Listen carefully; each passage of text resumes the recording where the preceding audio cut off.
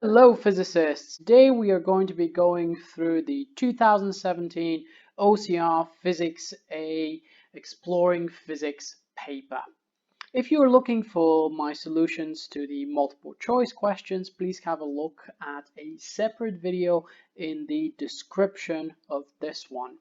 Just a little note that these are just my solutions, and to get the official paper, the official mark scheme, and the official examiner's report, have a look at the links to the OCR websites in the description below.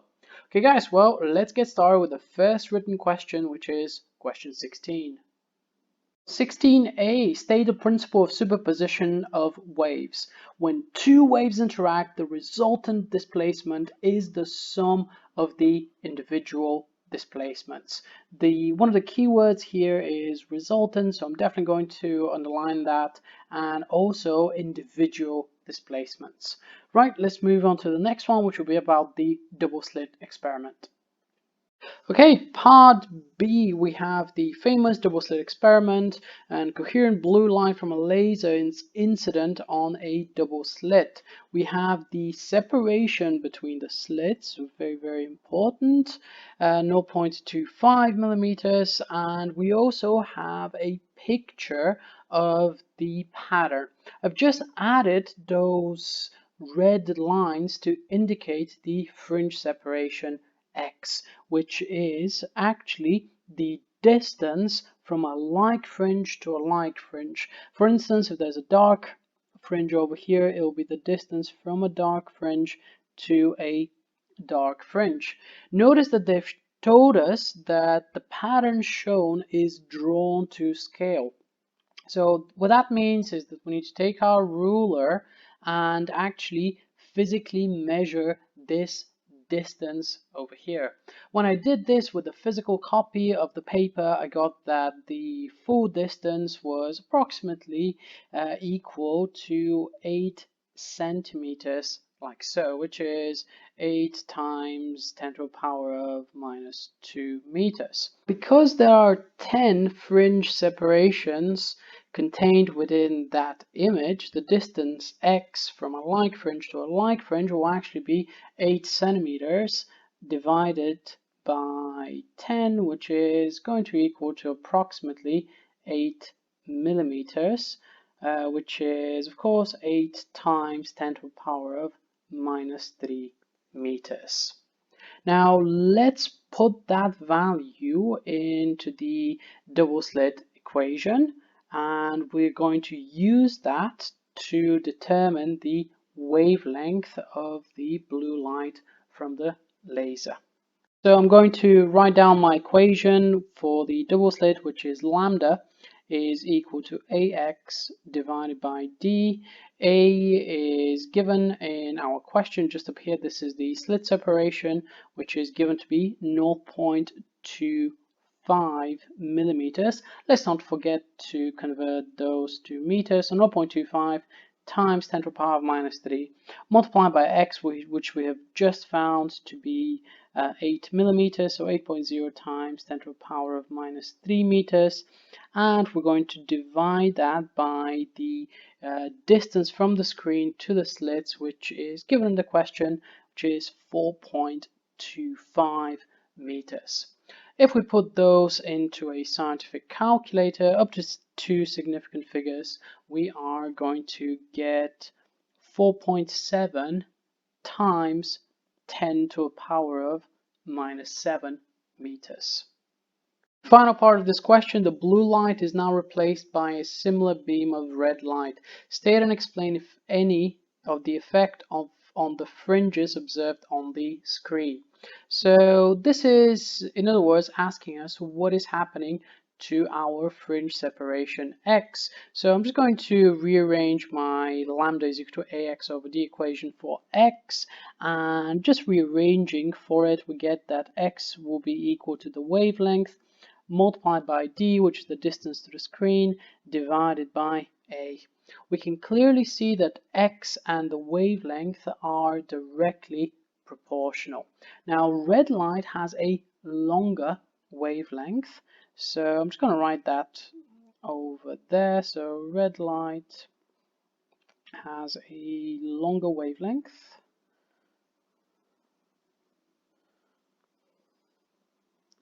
So the fringe separation x will increase.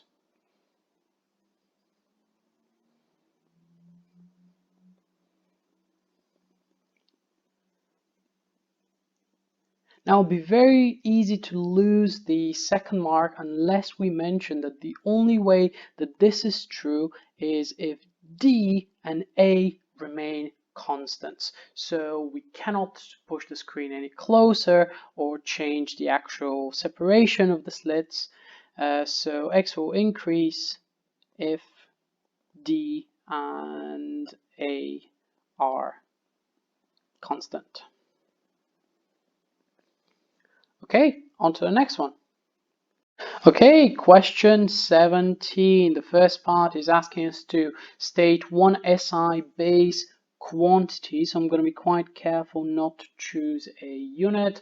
For instance, I'm going to say that a base quantity is temperature. So I'm going to write this down. So temperature.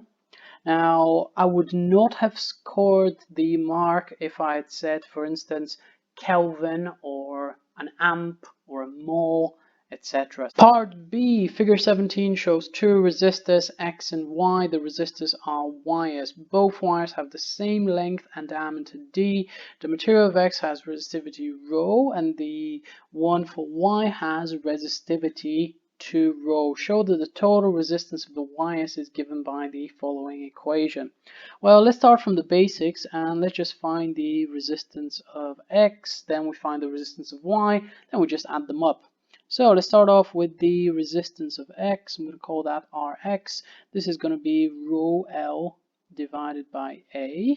So the resistivity is ρ, the length is A.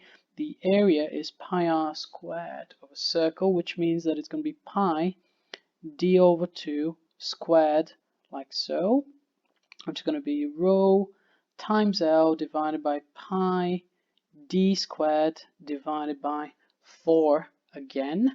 Now, because when we are dividing by a fraction is the same as multiplying by the inverse, this means that the factor of 4 will actually come up here, which is ρL divided by pi d squared. Let's do exactly the same process for Ry. So Ry is going to be, now this wire has twice the resistivity, so it's going to be 2ρ L divided by A, which is going to be ρ L over pi, sorry, factor of 2 here, d over 2 squared. We're literally doing exactly the same steps as we did before. So over pi d squared divided by, what's happened here? Let's fix that, divided by 4. And once again, because when we're dividing a fraction by a fraction, it's the same as multiplying by the inverse. So this would mean that the factor of 4 will come up here. So that's going to be 4 times 2 ρ L divided by pi d squared. Now, of course, 4 times 2 is equal to 8, so I can just write this down as 8 ρ L pi d squared. Because they are in series, because X and Y are in series, I just need to add the two expressions to find the total resistance, which I'm just going to write this down over here. So R is Rx plus Ry, so that's going to be 4 ρ L over pi d squared plus 8 ρ L over pi d squared, which is, as required, 12 ρ L over pi d squared. Let's have a go at the next one. Name the likely instruments used by the student to measure L and D. As you can see, L is longer than a centimeter, so just the standard ruler would do. So we can write a ruler. However, D is a lot smaller, so we are going to need a micrometer for it. So we can just write over here a micrometer. Part 2, use the data in the table and the equation in part 1, which I have just written over here, to determine R and the absolute uncertainty. Now, it's crucial that when we substitute in this equation, we will only be taking into account just the values. We're going to be using the uncertainties only afterwards when we actually calculate the absolute uncertainty. Okay, well, let's get started by substituting in some values. Once again, this is the equation from part 1. So the resistance R will be equal to 12 times the resistivity, which is 4.7, times 10 to the power of minus 7, times the length, which is 9.5, times 10 to the power of minus 2. Remember, this is centimeters. We're going to dividing that by pi times the diameter squared, which is given in millimeters, so we need to watch out for this. It's going to be 0.270 times 10 to the power of minus 3, all of it squared. And if we put that into a scientific calculator for R, we're going to get about 2.34 ohms up to three significant figures, but let's leave that as 2.3 because in this question we're working up to 2 sig figs. Now let's work out the absolute uncertainty in our answer next. Now let's work out our uncertainty in R. First off, in order to calculate R, we are multiplying or dividing quantities. This means that the percentage uncertainty in R, I'm just going to call it PU in R, will be equal to the percentage uncertainty in L plus the percentage uncertainty in D. However, the percentage uncertainty in D, we're going to need to multiply it by 2, so times 2, because it's squared. Okay, notice that rho has no percentage uncertainty attached to it, by the way, so we just need to look at L and D. The percentage certainty in L is going to be 0.1 divided by 9.5 plus twice the percentage certainty in D, so that's going to be 0.003 divided by 0.270, like so. And if we put that into a scientific calculator, we're going to get about 3.27%. Now let's find 3.27% of our value, which is 2.34. So 3.27 over 100 times 2.34 is going to give us 0.077 ohms. However, this is a little bit too accurate. We can see that all of our uncertainties are given up to one significant figure. So I'm going to give my answer for the uncertainty up to one significant figure as well. So that's going to be 2.3 plus or minus 0.08 ohms. Okay, part 3, the instrument used to measure D has 0 error. The measured D is much larger than the actual value. Discuss how the actual value of R compares with the value calculated above. Well, R is equal to 12 rho L divided by pi D squared. Now this clearly means that R will be inversely proportional to D squared. Now if the real value of D is smaller, so let's just write this down. If D is smaller, the actual value of R will be larger. So the actual value of R will be larger. Okay, on to the next one. Okay guys, question 18, figure 18.1 shows a circuit, an exciting circuit. We have two power supplies, one has 1.5 volts, the other one is set up to 4.2 volts. We also have a combination of resistors that are asking us to calculate the current in the circuit. Now the current will be dependent on the resistance, so let's first off calculate the resistance of those guys which are in parallel. So our total for the ones in parallel is going to be 1 over 120 plus 1 over 60, like so, raised to the power of -1. If we put that into a calculator, we get 40 ohms. So that means that our total resistance in the circuit, actually I'm not going to call this R total because I want to include obviously this resistor over here. Our total resistor in the circuit, total resistance in the circuit will be 40 plus 33, which is equal to 73 ohms. Perfect. Now, because V is equal to IR, we can calculate I as V over R.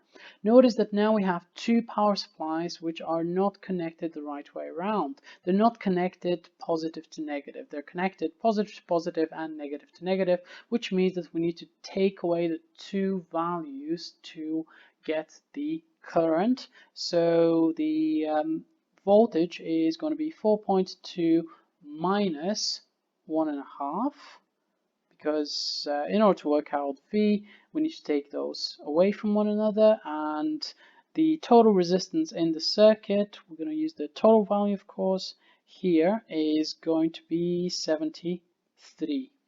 If we put that into a calculator, we are going to get 0.037 amps. The EMF of the variable supply is now slowly decreasing from 4.2 to 0 volts. Describes the effect of the current I in the 33 ohm resistor, which is essentially the current in the circuit. Well, the formula for the current, we have written this up here, so I'm just going to write it. I is going to equal to the EMF of the variable power supply. I'm going to call that V, just V in general. Actually, let's call it V EMF minus 1.5 divided by 73. Now, a couple of things. When this is equal to 1.5, the current will be 0. So we can write this down. So when the EMF is equal to 1.5 volts, the current is 0.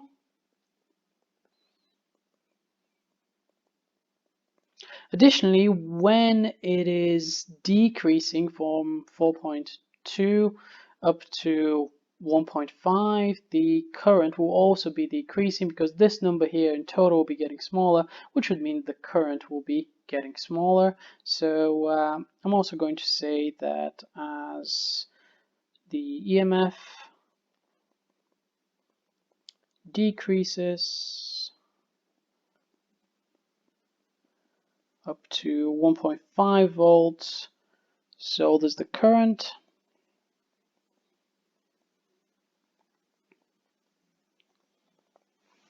Additionally, when it goes beyond 1.5 volts, for instance, if this was, let's say if this was 1 volt, like so, we're actually going to get negative current, which will change direction.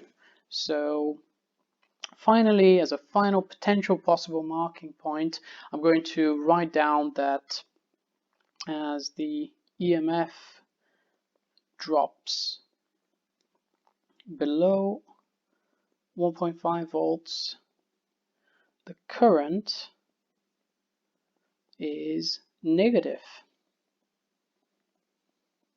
And I'm positive about that. Okay, next one, part B. A group of students are investigating the power dissipated in a variable resistor connected across the terminals of a cell. The cell has an EMF of 1.5 volts. The students determine the power dissipated in the variable resistance of resistance R.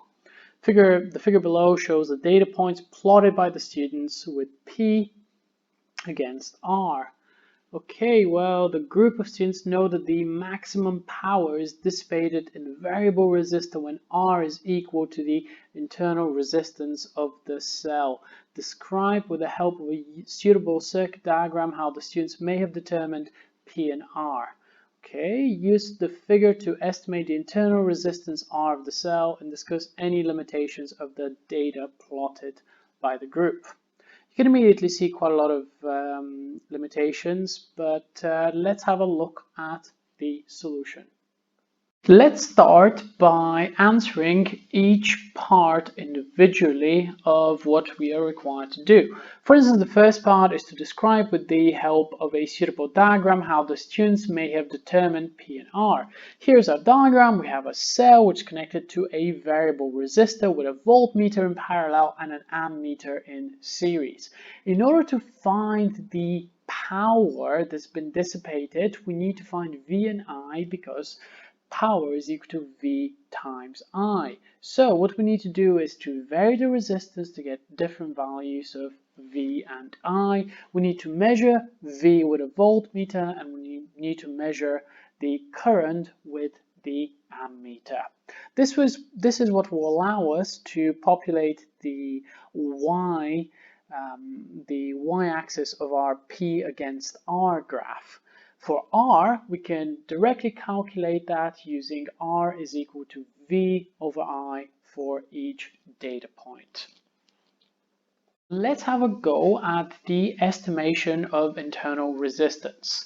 We know we're given in the question that maximum power is dissipated in the variable resistor when R is equal to the internal resistance of the cell. So all we need to do is find our maximum power.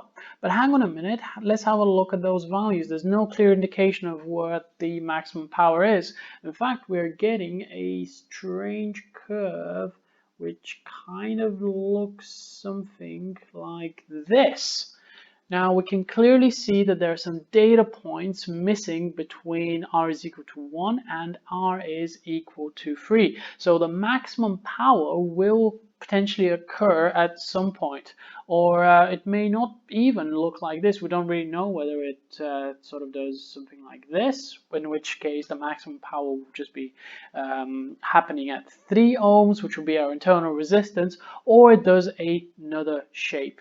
Now in the first curve that I've drawn, remember this is an estimate. Our maximum power occurs at around 2 ohms or so. So what I'm going to say is that at max power, the resistance in the variable resistor is equal to the internal resistance, which is 2 ohms, like so.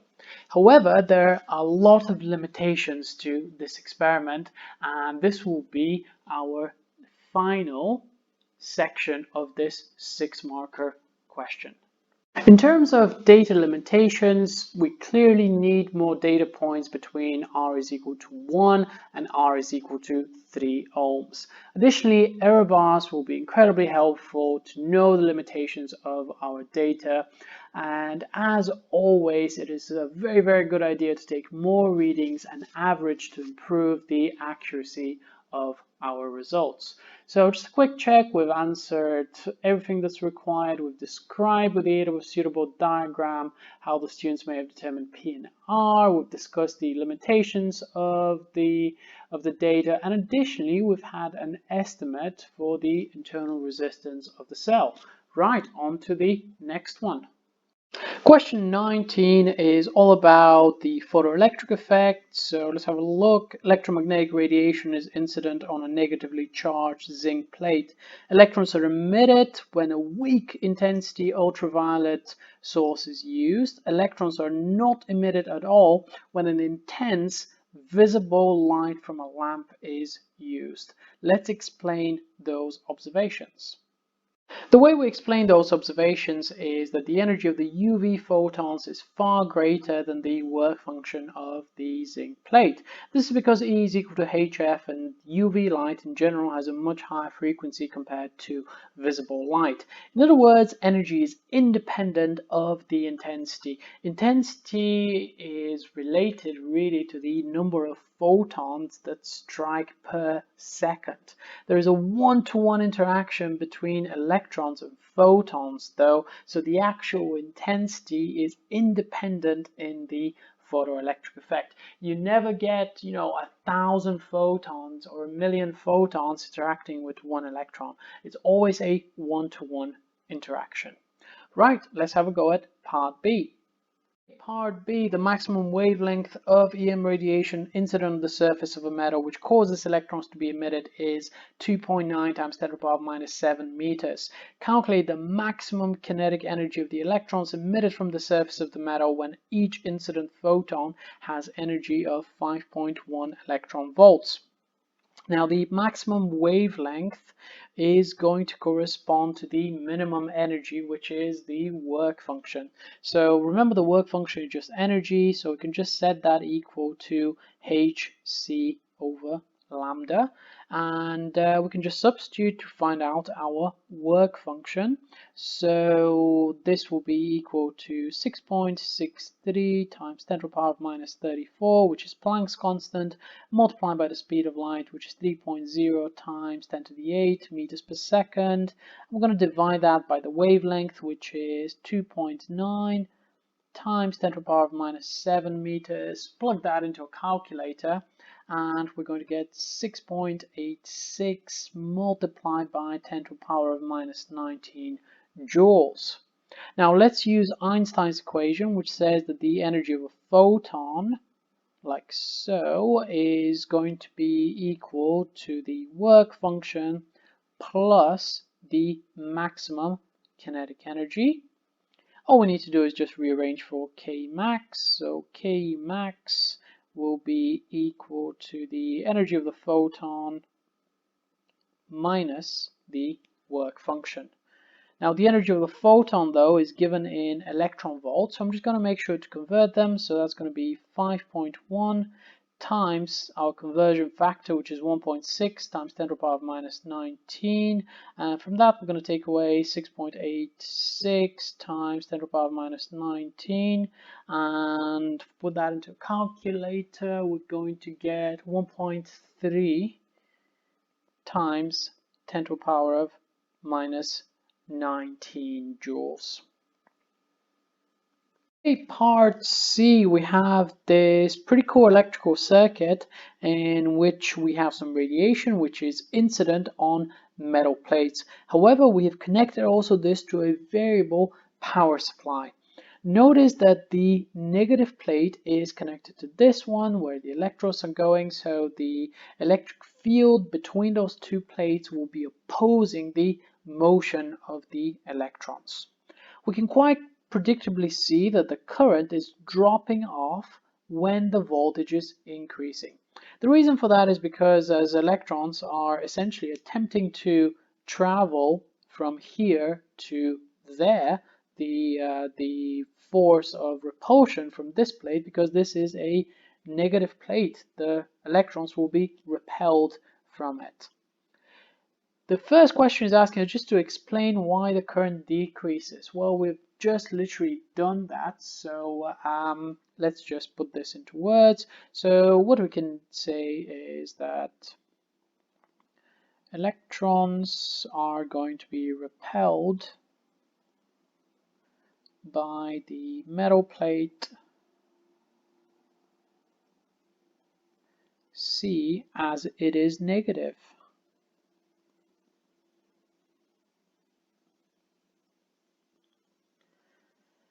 And describe how you can determine the maximum kinetic energy of the emitted electrons. Well, this is really interesting because the maximum kinetic energy, at the one way that we could determine that is if we increase the voltage until the current is actually 0.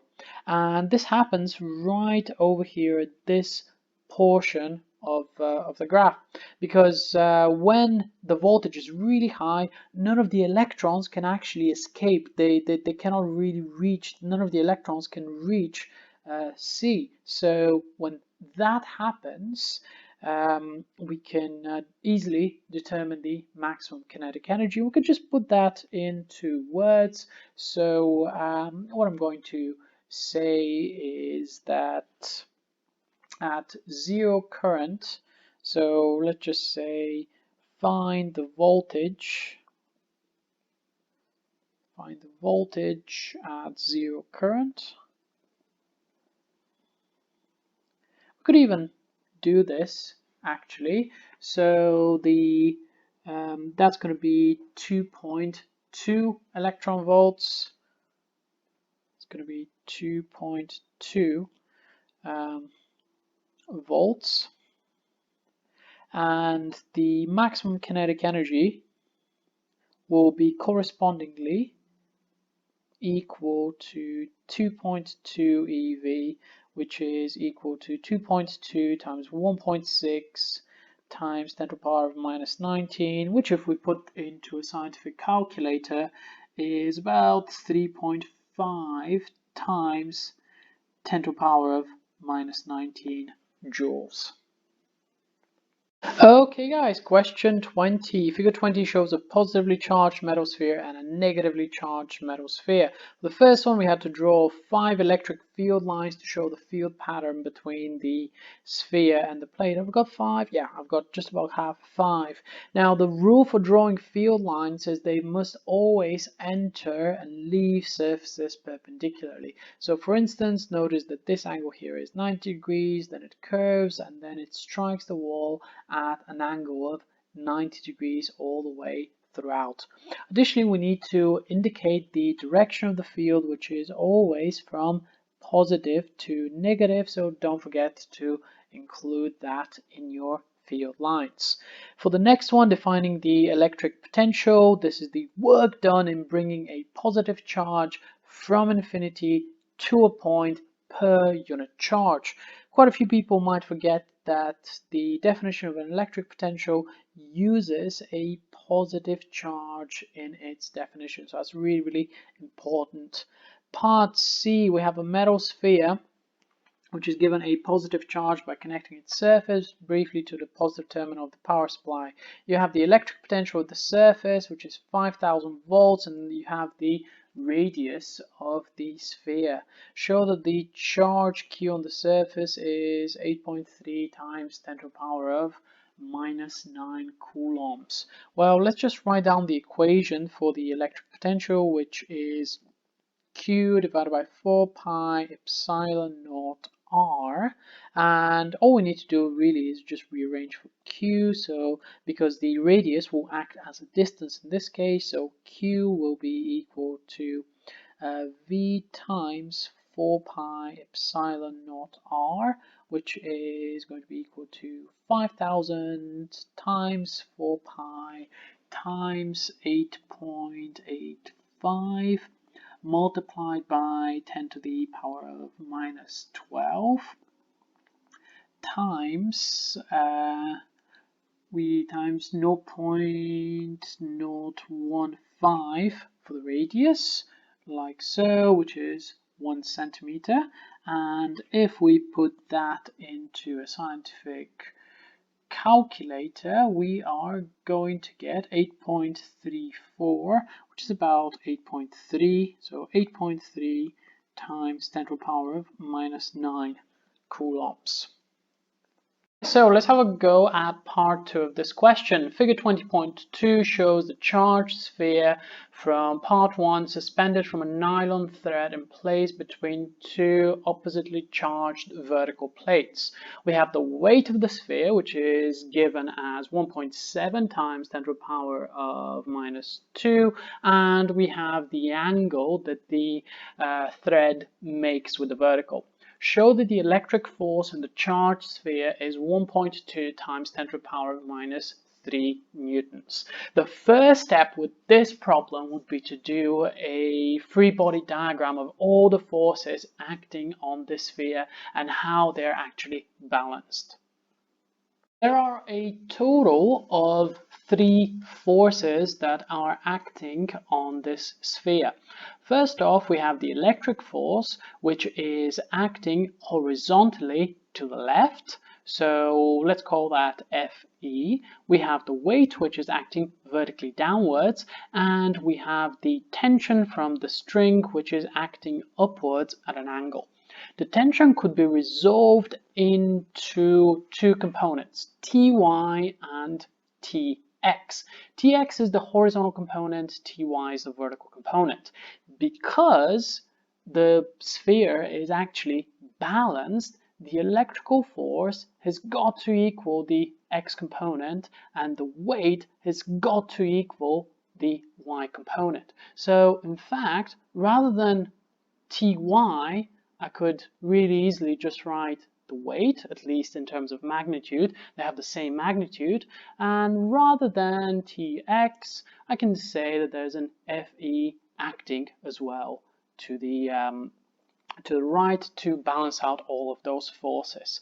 Now that we know that, we can just use simple trigonometry to work out our electric force.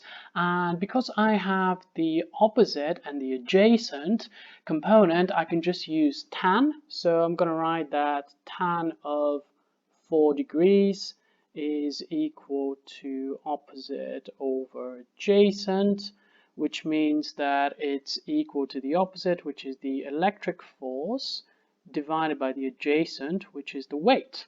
Now let's just rearrange for the electric force, and I'm going to get that the electric force, call that Fe, will be equal to the weight times the tan of 4 degrees, like so. Now our weight is given to be 1.7 times 10 to the power of minus 2. So 1.7 times 10 to the power of minus 2 multiplied by the tangent of 4 degrees.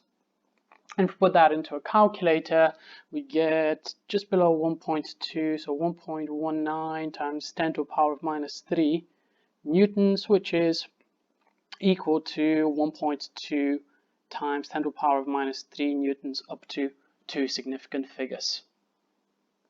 For the next part, we need to calculate the uniform electric field strength between the parallel plates. Well, we know the charge of the ball, don't we, from the previous question.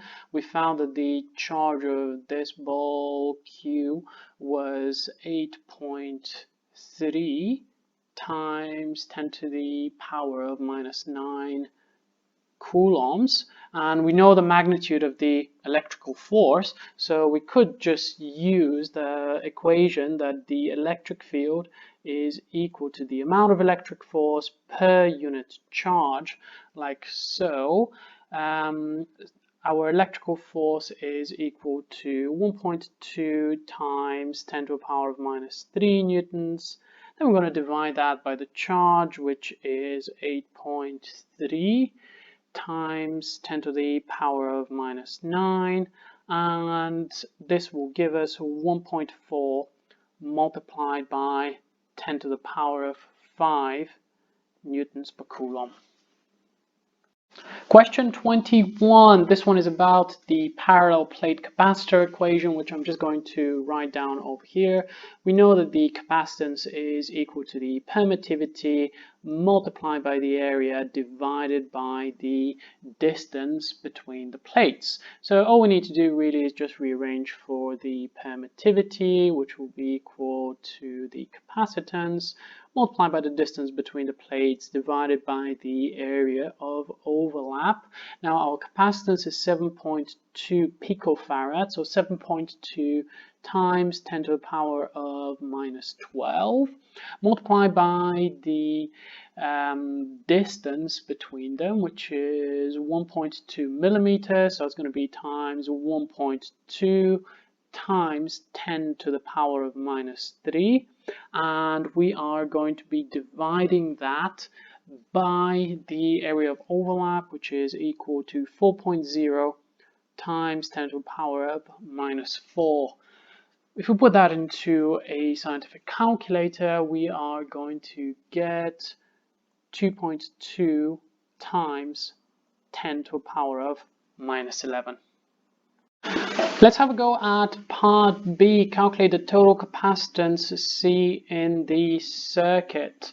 Well, let's have a go at the capacitance in series first of all. So each of them is 1,000 microfarads. So for the ones in series, the total capacitance will be equal to 1 over 1,000 plus 1 over 1000 raised to the power of -1, which will be equal to 1000 over 2, which is equal to 500 microfarads, because those are in series. So I'm just going to make a little note for capacitors in series.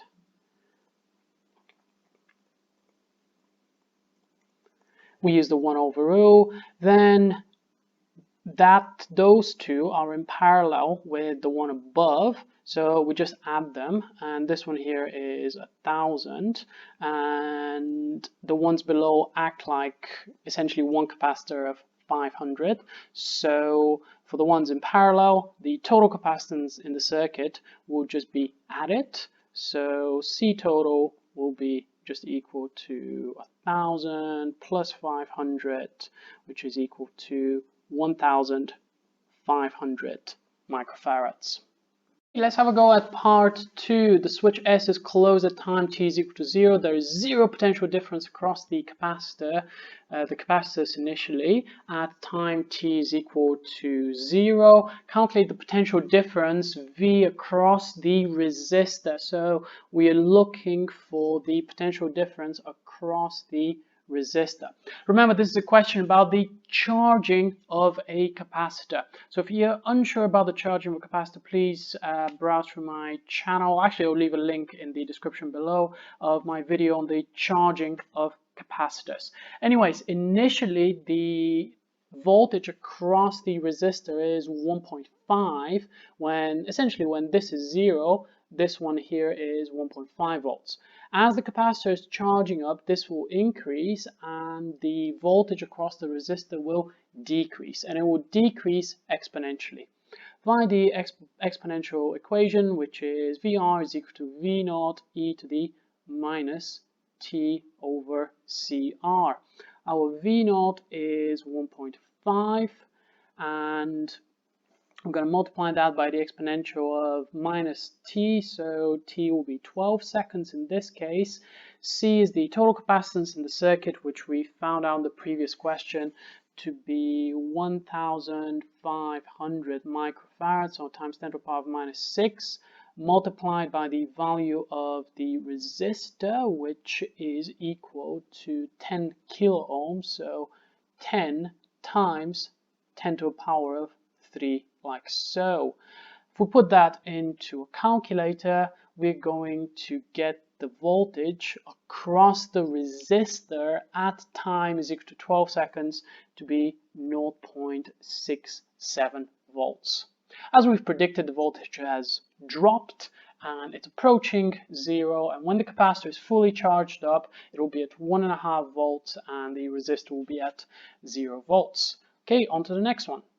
Okay guys, question 22, another 6 marker. A student conducts an experiment to confirm that the uniform magnetic flux B between the poles of a magnet is 30 milliteslas. They have a current carrying wire of a certain length of 5 centimeters placed perpendicular to the magnetic fields. The current in the wire is changed and the force experienced by the wire is measured. Then the students have plotted a graph of F against I. I can immediately see that there's not enough data points on here. I mean, they've only got 1, 2, 3, 4, 5 data points spaced at irregular intervals. Oh my god, when you do experiments, please don't do that. Anyways, we're looking at the analysis, which is shown on the figure 22.1 in the space below.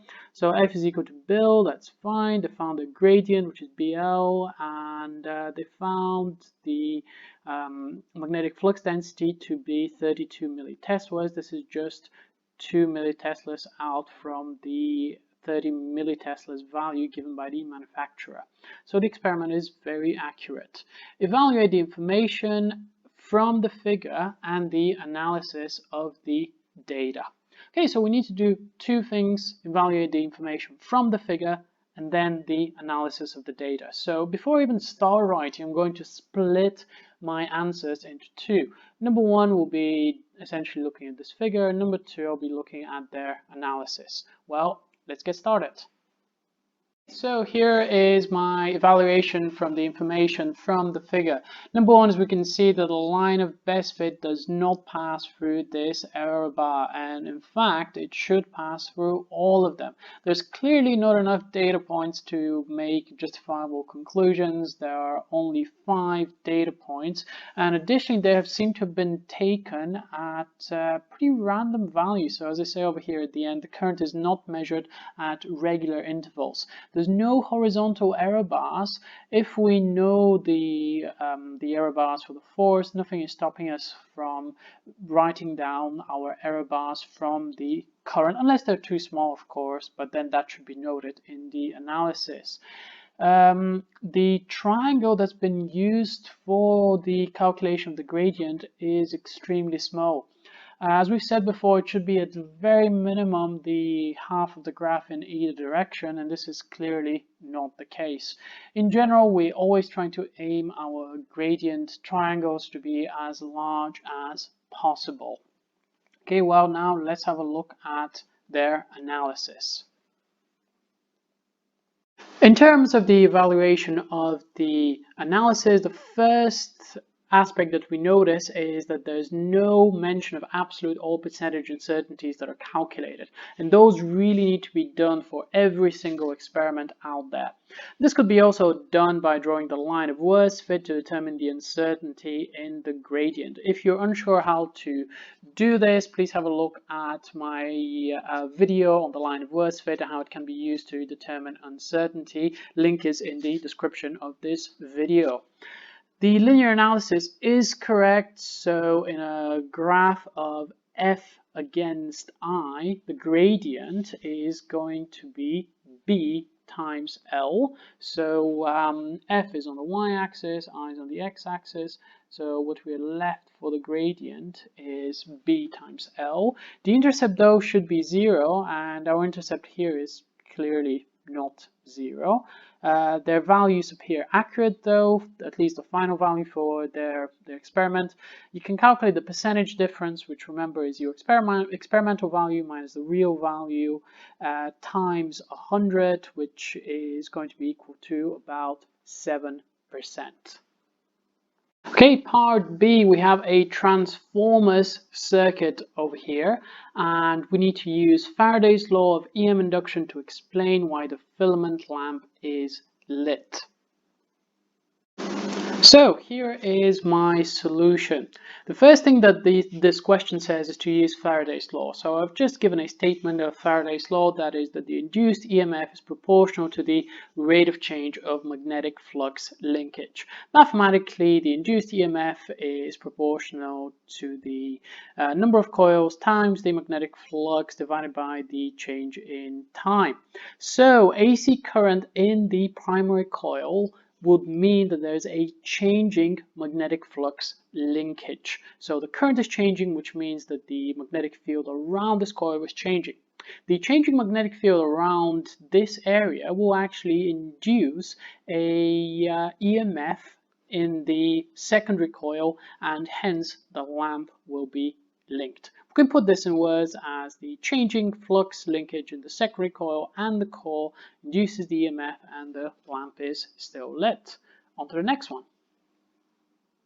Part 2 of this question. The primary coil has 400 turns and the secondary coil has 20 turns. The potential difference across the lamp is 12 volts and it dissipates 24 watts. Just looking at that information, and the transformer is 100% efficient, we can easily calculate the current in the secondary coil just by dividing those two quantities, because we know that power is equal to IV, and in this case particular, this is the current in the secondary coil. So that means that IS will be power divided by voltage, which is 24 divided by 12, which is just 2 amps. Okay, let's use our transformers formula, which is that NP divided by NS will be equal to IS divided by IP. Remember, for the current, they're swapped around compared to the voltage, the IS and IP values, but this formula is in your formula sheet as well. Okay, so to calculate the current in the primary coil, all we need to do really is just rearrange for IP, which will be equal to IS multiplied by N subscript S divided by the number of primary turns. So this will be equal to 2 amps multiplied by the number of turns in the secondary coil, which is 20, divided by the number of primary turns, which is 400. So we can do some cancellations over here. It's going to be 1, it's going to be 20, so the current will be equal to 0.10 amps. For the next one, the alternating voltage supply is replaced by a battery and an open switch in series. The switch is closed, the lamp is lit for a short period of time, then remains off. So let's explain this observation.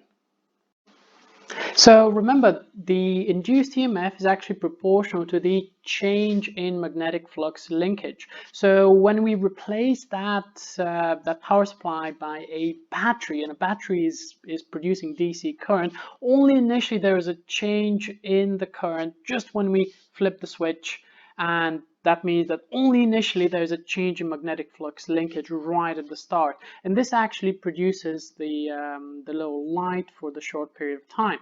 After that, the current from the DC battery is constant, so there's no induced EMF, and the lamp essentially then just goes off and remains off.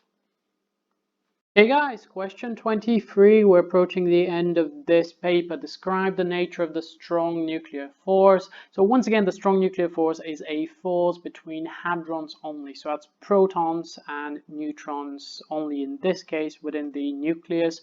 It is repulsive below 0.5 femtometers. So the particles cannot collapse really onto one another, but it's attractive up to 3 femtometers. So it glues them together within the nucleus. Name a hadron found in the nucleus of an atom state, its quark combination. I've chosen the proton with a quark combination of 2 U's and a D. You could have equally have chosen a neutron with 1 U and 2 D's. Now write a decay equation in terms of the quark model for the beta minus decay. For beta minus decay, we have a neutron which turns into a proton, and we also have an electron which is a product of this reaction, and an anti-neutrino. Part C, the radius of a nucleus is directly proportional to a to the power of 3, where a is the nucleon number. The mass of a proton and a neutron are similar. Explain why the mean density of all nuclei is about the same. A couple of formulas that I'm just going to write down over here, and that is that the radius of a nucleus is proportional to a to the power of a third, and additionally I'm going to assume, and this is a very valid assumption as you guys are about to see, that the mass is proportional to the nucleon number. I'm going to say that it's proportional by some constant, let's call it k. So I'm just going to write over here where k is a constant.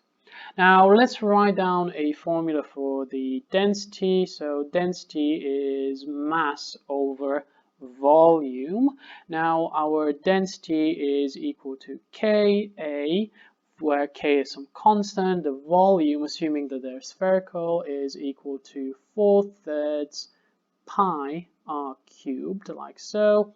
This is going to equal to Ka divided by 4/3 pi. Now rather than r cubed, I'm going to write r naught, a to the power of 1/3, all of it cubed. Now this will be equal to Ka divided by 4/3 times pi times r naught cubed.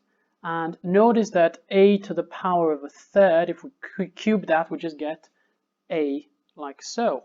So the density is actually going to be a constant in this case because K is a constant, 4/3 is a constant, pi is a constant, R0 is just a number that we have cubed. So I'm just going to write that therefore over here the density is equal to a constant. Okay guys, question 24. Stars produce energy by nuclear fusion. How exciting. One particular fusion reaction between two protons is shown below. In this reaction we have 2.2 mega electron volts of energy being released. Only one of the particles shown in this reaction has binding energy.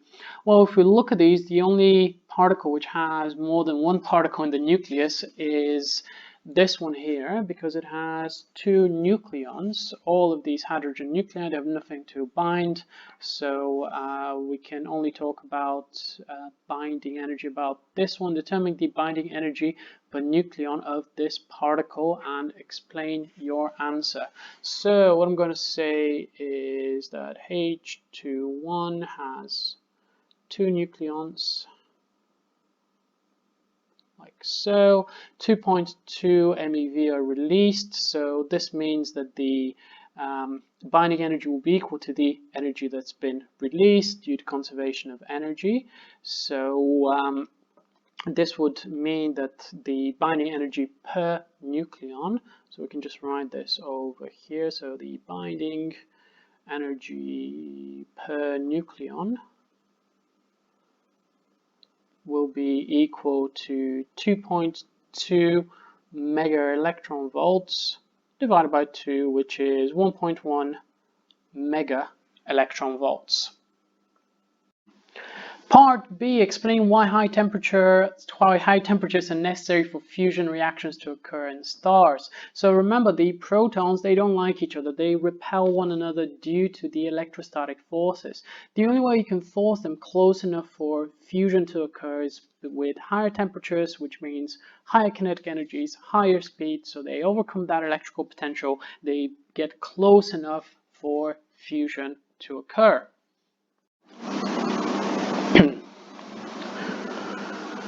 Okay guys, let's have a look at part C. We have a gamma photon in a star can spontaneously create an electron-positron pair. Calculate the maximum wavelength of a gamma photon for this creation event. So for this one we need to use Einstein's famous equation that delta E will be equal to delta mc squared.